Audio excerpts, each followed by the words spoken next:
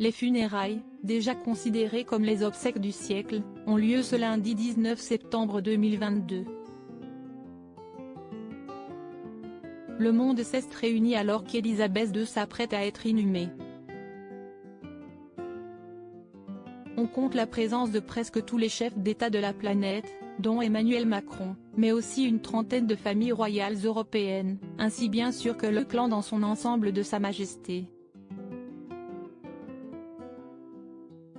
Au sein de l'abbaye de Westminster, est entonné God Save the King, qui n'a pas été joué depuis 70 ans. Un hymne très fort qui a saisi Charles III, nouveau roi proclamé le 10 septembre dernier. On a en effet pu voir le monarque ainsi que son épouse, la reine consort Camilla, très ébranlés durant cet hymne.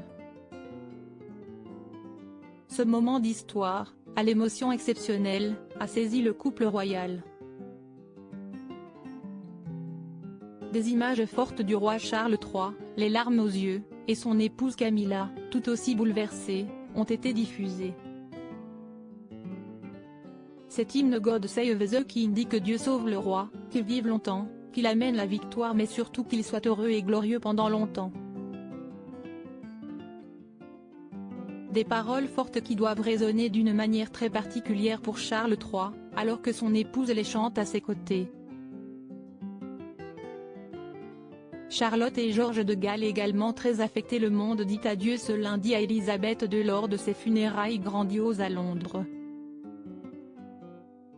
Après 10 jours de deuil national, d'hommage et de rituels à la pompe centenaire, 2000 personnes étaient attendues pour une cérémonie religieuse à l'abbaye de Westminster. Le cercueil est arrivé en procession, suivi par le roi Charles III et des membres de la famille royale à pied. Jamais depuis des années Londres n'avait connu une telle affluence de dignitaires. Le cercueil a quitté l'abbaye suivi par le roi Charles III, la reine consort Camilla et le clan royal, et a à nouveau été placé sur un affût de canon de la Royal Navy avant une procession historique, en grande pompe, dans les rues du centre de Londres, jusqu'à l'arc de Wellington, d'où il repartira en corbillard pour le château de Windsor. Parmi les membres de la Royal Family, Georges et Charlotte de Galles, 9 et 7 ans, ont accompagné leurs parents. Les deux jeunes enfants sont arrivés avec leur mère, Kate Middleton, la mine sombre mais digne sous un immense chapeau noir, et ont retrouvé leur père, le prince William, à l'entrée du cercueil dans Westminster Abbey. Ils semblaient tous les deux très touchés.